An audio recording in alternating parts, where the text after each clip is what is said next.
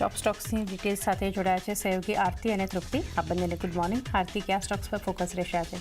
જી, ઘણા બધા કાઉન્ટર છે ફોકસમાં રાખવાના છે. સૌથી પહેલાં JSW સિમેન્ટથી શરૂઆત કરીએ તો અહીંયા નંબર્સનું રિએક્શન આપણને જોવા મળી શકે છે. રેવન્યુ જુઓ 7.8% વધારો આપણને આવતો દેખાયો છે યર ઓન યર બેઝિસ પર. સામે એબિટા 61.5% વધ્યા છે. ખાસ કરીને 332 કરોડની આસપાસ પહોંચ્યા છે, જે 199 કરોડની આસપાસ હતા. એબિટા માર્જિન ઇમ્પ્રૂવ થયા છે 13.8%ની સામે 20.7% પર માર્જિન આવતા દેખાયા છે. તો સારા નંબર્સ છે. પણ ખોટની જો વાત કરી લઈએ તો જે 15 કરોડ હતી ત્યાંથી વધી અને 1356 કરોડની આસપાસ ઓલમોસ્ટ પહોંચતી દેખાઈ રહી છે. તો માત્ર ધ્યાન રાખવાનું રહેશે. ખોટ એક વધતી દેખાઈ રહી છે. બાકીના દરેક ફિલ્મ પર સારા નંબર્સ છે. JSW સિમેન્ટ કઈ રીતે સ્ટોક રિએક્ટ કરે છે એના પર નજર રાખવાની રહેશે. નેક્સ્ટ કાઉન્ટર ફોકસમાં TCSનું રહી શકે છે આજે, કારણ કે જે પાર્ટનરશિપ વધારવાના સમાચાર આવતા દેખાઈ રહ્યા છે. જ્યાં સ્કેન્ડિનેવિયન નોન લાઈફ ઇન્સ્યોરર જે ટ્રાઇજી છે એમની સાથે પાર્ટનરશિપ તેમણે વધારી છે અને નવા કોન્ટ્રાક્ટની સમય મર્યાદા ખાસ કરીને 7 વર્ષની આપણને રહેતી જોવા મળી શકે છે. સાથે નવા કોન્ટ્રાક્ટથી ડીલ વેલ્યુ જુઓ 55 કરોડ યુરોની રહેતી દેખાઈ રહી છે અને ડીલથી ડેનમાર્ક, સ્વીડન અને નોર્વેમાં ખાસ કરીને બિઝનેસને ફાયદો થતો જોવા મળશે, કારણ કે આ ટ્રાઇજી જે છે તે ખાસ કરીને આ દેશોમાં કાર્યરત અહીંયાથી રહેતી દેખાઈ રહી છે. કંપની AI અને ક્લાઉડ સોલ્યુશનનો ઉપયોગ અહીંયાથી કરતી જોવા મળશે અને ગ્રાહકના સારા અનુભવ માટે AI અને ક્લાઉડનો ઉપયોગ કંપની તરફથી કરવામાં આવશે. છેલ્લા 15 વર્ષથી TCS અને ટ્રાઇજી વચ્ચે ખાસ કરીને પાર્ટનરશિપ છે. હવે આને 7 વર્ષ માટે હજી લંબાવવામાં આવી છે. તો ખાસ એક ધ્યાન રાખવાનું રહેશે. TCS આજે એક પોઝિટિવિટી આ સમાચારના લીધે અહીંયા બનતી દેખાઈ શકે છે. નેક્સ્ટ કાઉન્ટર અદાની પાવરનું છે. કોલ મંત્રાલય પાસેથી મંજૂરી મળી છે. મધ્યપ્રદેશ ખાતે જે ધીરોલી માઇન્સ છે એનું કામકાજ શરૂ કરવા માટેની મંજૂરી અહીંયા મળતી દેખાઈ રહી છે. જ્યાં કોલ મંત્રાલય પાસેથી આ મંજૂરી મળી છે અને ક્ષમતાની જો વાત કરી લઈએ આ માઇન્સની તો લગભગ 6.5 MTPAની રહેતી દેખાઈ રહી છે અને 2027 સુધી ફાઇનાન્શિયલ યરમાં આપણને આ ઓપન કાસ્ટ માઇનિંગમાંથી 5 MTPA સુધીની ક્ષમતા જે છે તે આવતી જોવા મળી શકે છે. તો ખાસ ધ્યાન અદાની પાવરના કાઉન્ટર પર પણ રાખવાનું રહેશે. આ સમાચારના લીધે અહીંયા એક પોઝિટિવિટી આગળ વધતી દેખાઈ શકે છે. બ્રોકરેજ નોટ ઇન્કર્ડનો આવ્યો છે અદાની પાવર માટે. એડ કોલ તેમના તરફથી આવ્યો છે. લક્ષ્યાંક 449 રૂપિયા પ્રતિ શેરના તેમના તરફથી કરવામાં આવ્યા છે. એટલે પોઝિટિવ બ્રોકરેજ નોટની અસર પણ જોવા મળી શકે છે. ધ્યાન રાખવાનું રહેશે. નેક્સ્ટ કાઉન્ટર UPLનું છે. અહીંયા જો ગઈકાલે પણ સમાચારના લીધે સ્ટોકમાં રિએક્શન જોયું હતું. આજે જે UPL કોર્પોરેશન મોરિશિયસથી જે ડેકો હોલ્ડિંગ છે UK એને ખરીદવાની યોજના અહીંયા બનતી દેખાઈ રહી છે અને કંપનીની સબસિડરી કંપની જે એડવાન્ટા મોરિશિયસ છે એણે આ નિર્ણય કર્યો છે. ખાસ કરીને ડીલની વેલ્યુની જો વાત કરી લઈએ તો $50 કરોડ આપણને રહેતી જોવા મળતી દેખાઈ શકે છે.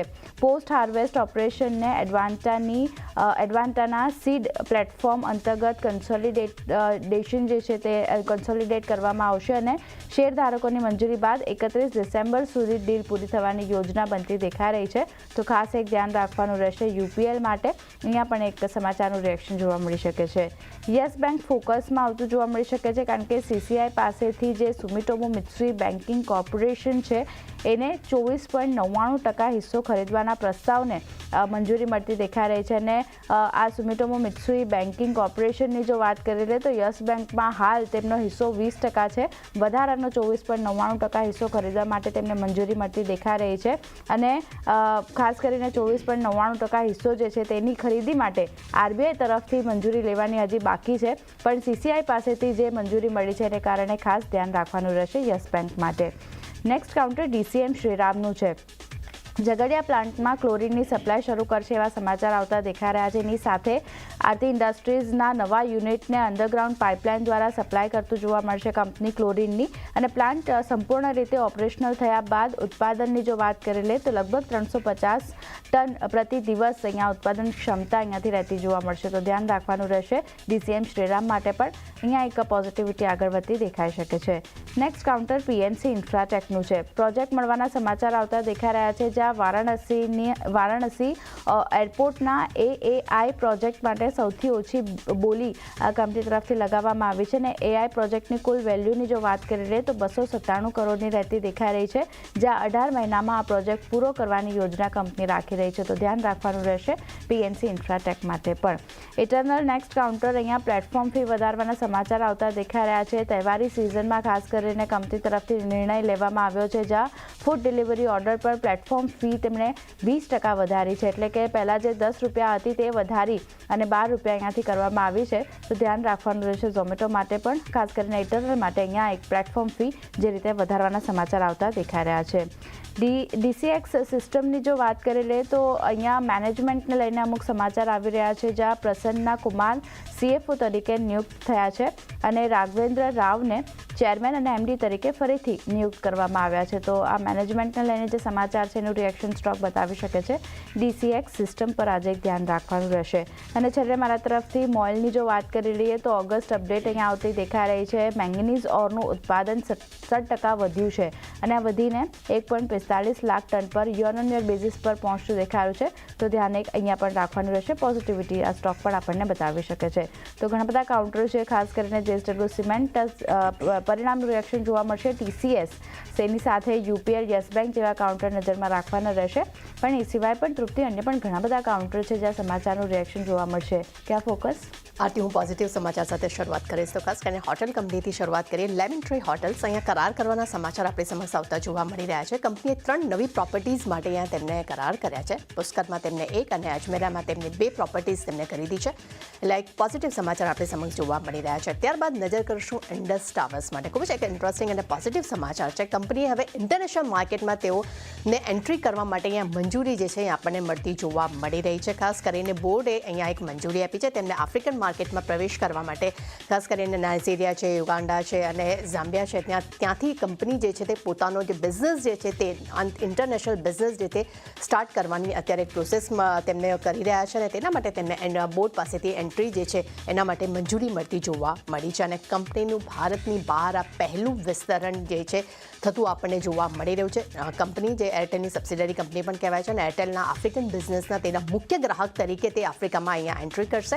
અને ખાસ કરીને 169.4 મિલિયન ગ્રાહકો સાથે ભારતીય એરટેલ જે છે તે આફ્રિકામાં નોંધપાત્ર હાજરી તો ધરાવે જ છે, જેનો એક સારો એવો ફાયદો જે છે તે ઇન્ડસ ટાવરને આવનારા સમયમાં જોવા મળી શકે છે. તે સાથે બ્રોકરેજ રિપોર્ટ આવ્યા છે તેના પર પણ ફોકસ કરશો. તો ઇન્ડસ ટાવર માટે CLSA તરફથી આપણને આઉટ પરફોર્મ રેટિંગના રિપોર્ટ જોવા મળ્યા છે, પરંતુ ટાર્ગેટ તેમને ઘટાડીને 520 રૂપિયા પ્રતિ શેર કર્યા છે. તેમનું કહેવું છે કે કંપનીની આફ્રિકામાં નો ડાઉટ એન્ટ્રી થઈ રહી છે, પરંતુ કંપની પાસેથી ખાસ કરીને 500થી ઓછા ટાવર્સ છે તે જેને કારણે કરીને અસર જે છે તે અહીંયા ઓછી જોવા મળી શકશે. અને સૌથી મોટો એ તેમને પોઈન્ટ કીધો છે ડિવિડન્ડને લઈને કે ડિવિડન્ડમાં જે વિલંબ થઈ રહ્યો છે તે એક ગેરવ્યાજબી તેમને ગણાવ્યો છે. પરંતુ સિટી તરફથી રિપોર્ટ પર નજર કરશું. તેમને બાય રેટિંગ્સ આપ્યા છે. ટાર્ગેટ તેમને 460 રૂપિયા પ્રતિ શેર કર્યા છે. તેમનું કહેવું છે કે ડિવિડન્ડમાં વિલંબ અને ખાસ કરીને વોડાફોન આઈડિયા અંગેના જે ભય જે છે, જે ચિંતા છે, જે તે ખૂબ જ એક અતિશયોક્તિપૂર્ણ અહીંયા તેમને દર્શાવી રહ્યા છે. તેને સાથે તેમનું એ પણ કહેવું છે કે મધ્યગાળામાં મજબૂત FCF જનરેટ કંપની કરી શકે છે. એટલે પોઝિટિવ સમાચાર આપણને આજે ઇન્ડસ ટાવર માટે જોવા મળી રહ્યા છે. ત્યારબાદ નજર કરશું ક્યુપિડ પર. અહીંયા બિઝનેસ અપડેટ જે આપણી સમક્ષ આવતો જોવા મળ્યો છે. કંપનીએ 100 કરોડથી વધુ સિક્યોર્ડ એક્સપોર્ટ ઓર્ડર્સ કંપનીના ઓર્ડર બુક આપણને હાલમાં જોવા મળી રહી છે, જેમાં ખાસ કરીને ઇન્ટરનેશનલ માર્કેટનો પણ સમાવેશ છે, જેમાં બ્રાઝિલ છે, તાન્ઝાનિયા છે, દક્ષિણ આફ્રિકામાં એ કંપનીનું માર્કેટ કી માર્કેટ અહીંયા આપણને જોવા મળી રહ્યું છે. અને પ્રોડક્ટ કેટેગરીઝમાં ખાસ કરીને કોન્ડોમ છે, ત્યારબાદ IVD જે છે, બીજા ઘણી બધી કેટેગરીઝ છે જેનો પ્રોડક્ટ જે છે કંપની અહીંયા સેલ કરે છે અને તેના દ્વારા તેમને ઓર્ડર બુક્સ આપણને એક શાનદાર જોવા મળી રહી છે. ત્યારબાદ નજર કરશું અદાની એનર્જી પર. અહીંયા અદાની એનર્જી સોલ્યુશન પર અહીંયા ખાસ કરીને પોઝિટિવ સમાચાર. કંપનીએ લગભગ $44.66 મિલિયન સિનિયર સિક્યોર્ડ નોટ્સ જે છે તેમને ઓપન માર્કેટમાં અહીંયા પરચેસ કર્યા છે. અને આ પરચેસ જે છે તે અદાની એનર્જીની સબસિડરી કંપની અદાની ઇલેક્ટ્રિસિટીએ આ પરચેસ કર્યા છે. અને 2031માં બાકી રહેલા જે $44.66 મિલિયન સિનિયર સિક્યોર્ડ નોટ છે તેઓ પરચેસ કરશે. એટલે આ પણ એક પોઝિટિવ સમાચાર કહી શકાય છે. કેપીઆઈ ગ્રીન પર નજર કરશું. અહીંયા પણ કંપનીને મંજૂરી મળતી જોવા મળી રહી છે. ખાસ કરીને તેમને ડિબેન્ચર કમિટી પાસેથી તેમને 670 કરોડના ગ્રીન બોન્ડ ઇસ્યુ કરવા માટે અહીંયા મંજૂરી મળી છે અને કંપની જે છે તે પ્રાઇવેટ પ્લેસમેન્ટ દ્વારા આ બોન્ડ જે છે તે ઇસ્યુ કરશે અને બોન્ડ માટે લગભગ તેમને 60 મહિનાની એક મુદત પણ મળતી આપણને જોવા મળી રહી છે. કે પોઝિટિવ સમાચાર આપણે અહીંયા કહી શકાય. ત્યારબાદનું કાઉન્ટર છે એ છે E2E નેટવર્ક્સ.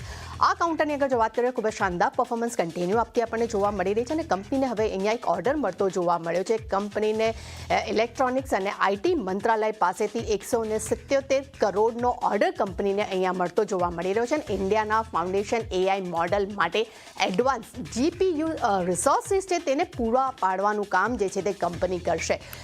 કહી શકાય કે હવે એક પોઝિટિવ આપણને સમાચાર જોવા મળી રહ્યા છે. તે જોવાનું રહેશે કે કેવું રિએક્શન આવે છે. ત્યારબાદ નજર કરશું વારી એન્જિનિયર્સ પર એનર્જીસ પર. અહીંયા કંપની અધિગ્રહણ જે છે તે કંપનીએ પૂર્ણ કર્યું છે. તેમને કોટ્સનમાં 64% એટલે કે 64% હિસ્સાનું અધિગ્રહણ જે છે કંપનીએ પૂરું કર્યું છે. અધિગ્રહણમાં એટલે કે લગભગ તેમને 192 કરોડમાં હિસ્સો તેમને ખરીદ્યો છે અને એડવાન્સીસ ટ્રાન્સફોર્મર સોલ્યુશન્સ ડિવાઇસ જે છે તેનું ઉત્પાદન છે અને સપ્લાય કરવાનું કામ જે છે તે કંપની હાલમાં કરી રહી છે અને ટ્રાન્સફોર્મર સોલ્યુશનને એક વિવિધ શ્રેણીમાં જે છે આપણને કેપિલ કંપની જે જોવા મળી રહી છે જેની હાલમાં ઉત્પાદન ક્ષમતા જે છે તે 4 મેટ્રિક ટન પર એનમ આપણને જોવા મળી રહી છે. એટલે આપણે એક પોઝિટિવ સમાચાર આપણે કહી શકાય છે. એટલે ચાલી નો ડાઉટ મારા રડારમાં તો બધા જ પોઝિટિવ સમાચાર હતા અને બીજા પણ ઘણા બધા સમાચાર આવ્યા છે જેના પર ખાસ ફોકસ રાખીશું. જી, બધા સ્ટોક્સ પર આજે ફોકસ રાખીશું. આરતી અને તૃપ્તિ, આપ બંનેનો આભાર અમારી સાથે જોડાઈ ટોપ સ્ટોક શેર કર્યા. તો એ સાથે જ